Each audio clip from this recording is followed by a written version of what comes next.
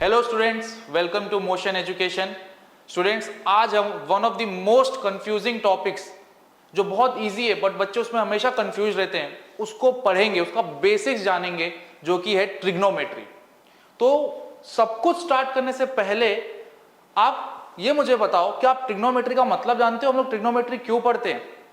चलिए मैं ही बताता हूं आपको। बेसिकली ट्रिग्नोमेट्री क्या है? Trigonometry is study of angles and sides.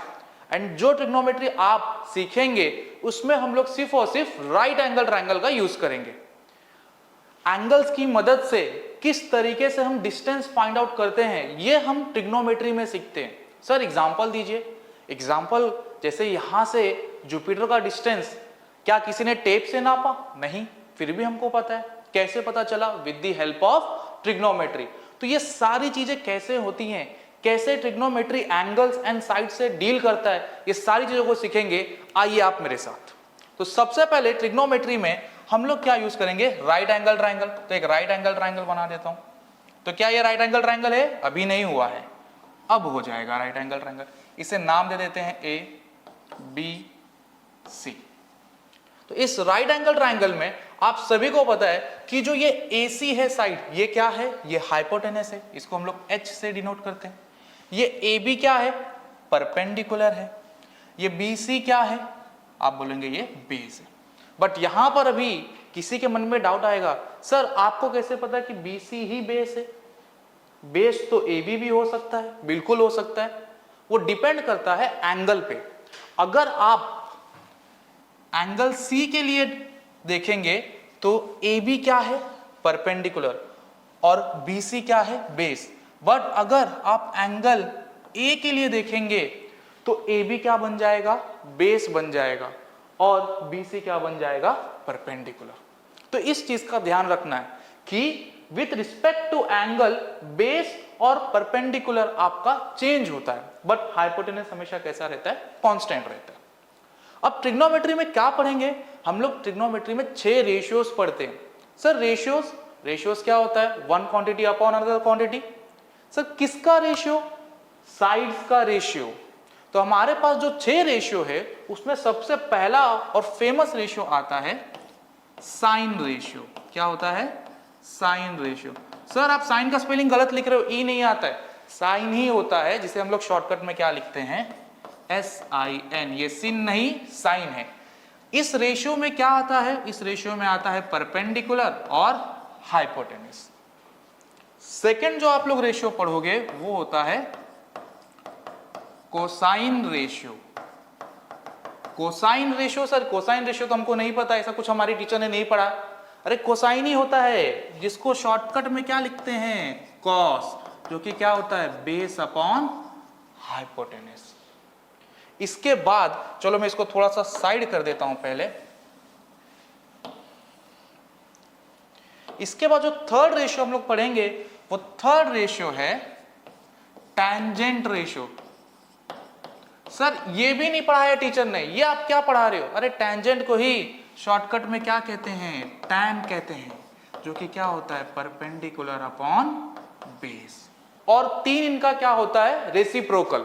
जैसे साइन का रेसिप्रोकल होता है कोसेक, कोसाइन का जबकि कॉस का रेसिप्रोकल क्या होता है? सेग होता है। और टैंजेंट का रेसिप्रोकल क्या होता है? कॉट होता है।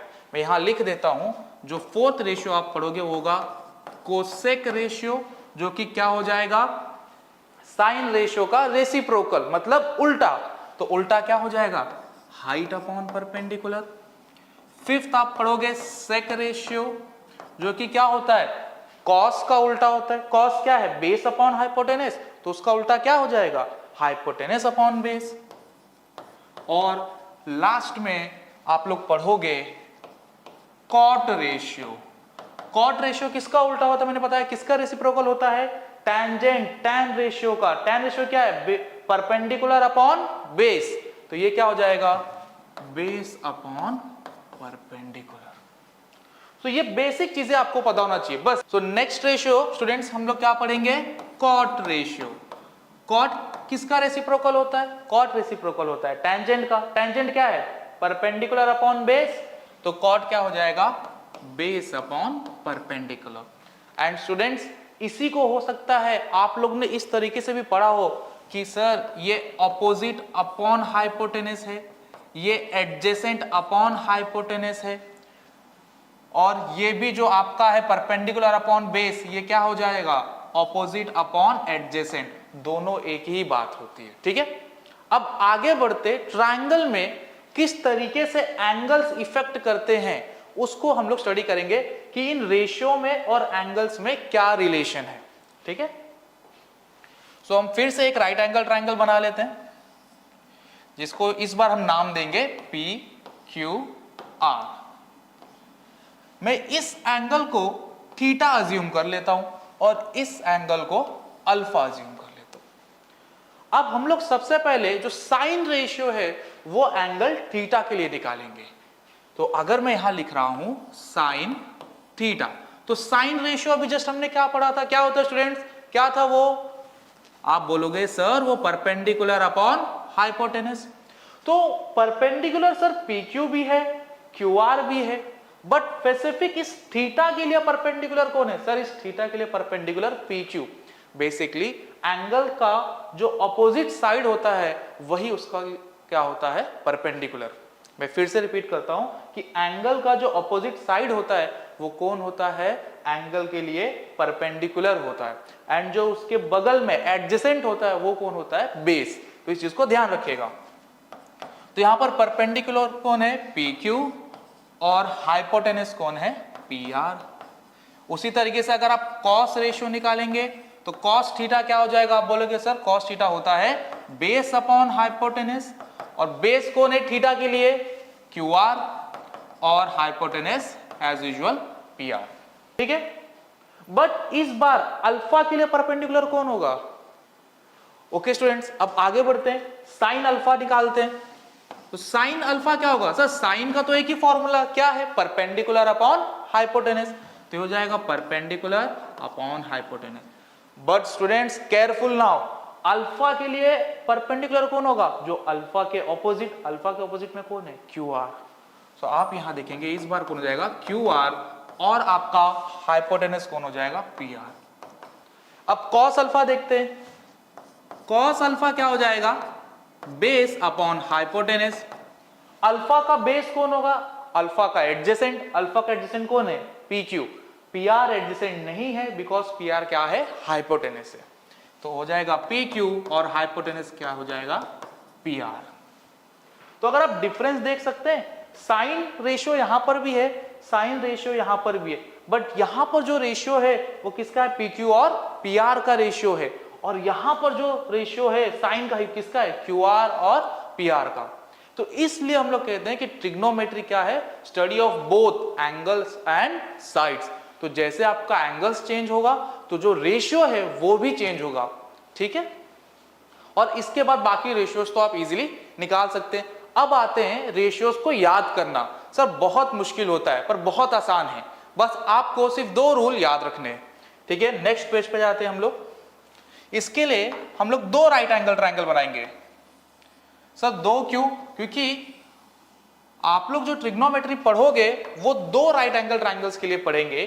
जो सबसे पहला राइट एंगल ट्रायंगल होगा वो होगा 30, 60, 90, और जो सेकेंड राइट एंगल होगा वो होगा 45, 45, 90।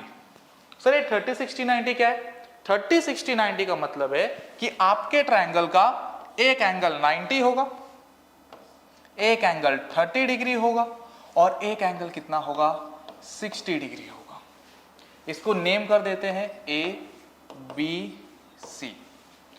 45, 45, 90 क्या है, इसमें आपका एक एंगल 90 डिग्री, एक एंगल 45, और दूसरा भी एक एंगल 45 होगा। इसको नेम करेंगे पी क्यू आर।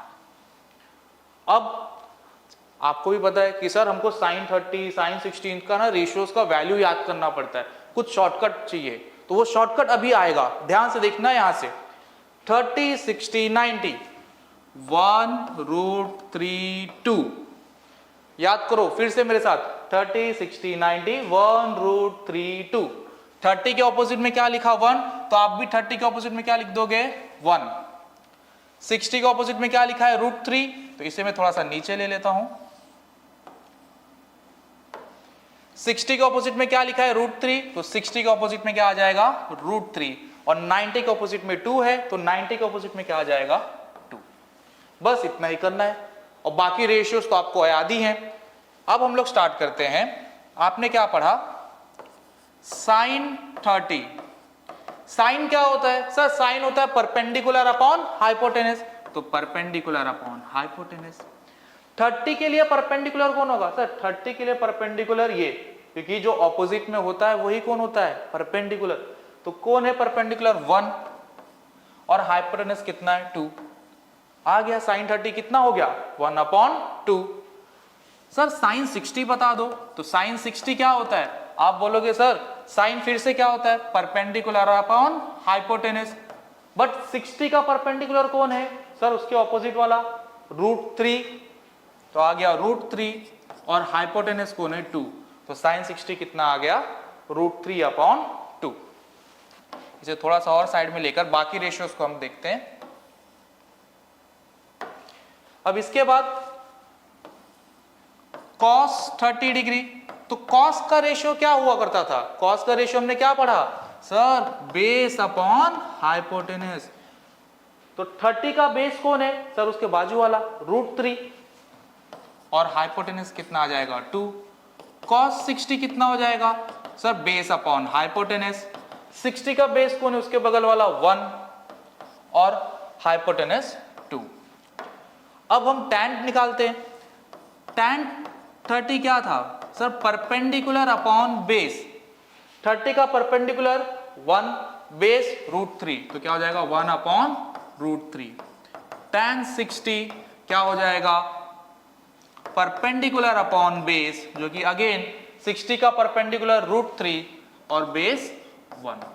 सो यहां से आप सारे ट्रिग्नोमेट्रिक रेशियोज बिना याद किए इजीली निकाल सकते हो। बस आपको क्या रखना है 30, 60, 90, 1√3, 2 ट्रायंगल बनाना है, अपने आप सारा आ जाएगा।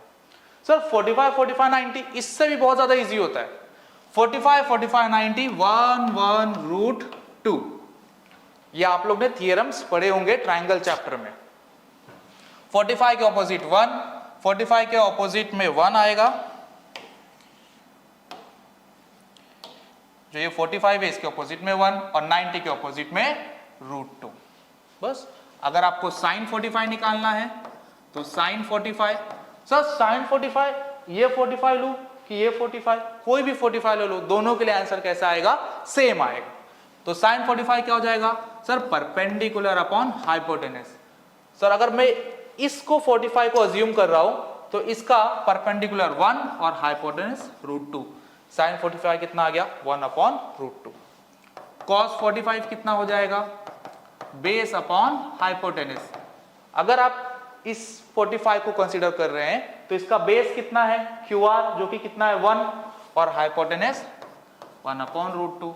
एंड लास्ट में tan 45 क्या हो जाएगा? Perpendicular upon base. परपेंडिकुलर भी 1 है और बेस भी कितना है 1, तो आ जाएगा 1/1।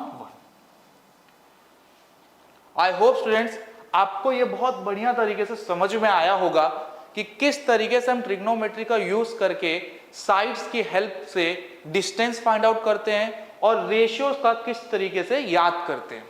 आई होप आपको पसंद आया होगा, और अगर आपको पसंद आया है, आपको कोई भी इंक्वायरी करनी है तो आज ही आप मोशन एजुकेशन पे कांटेक्ट करें।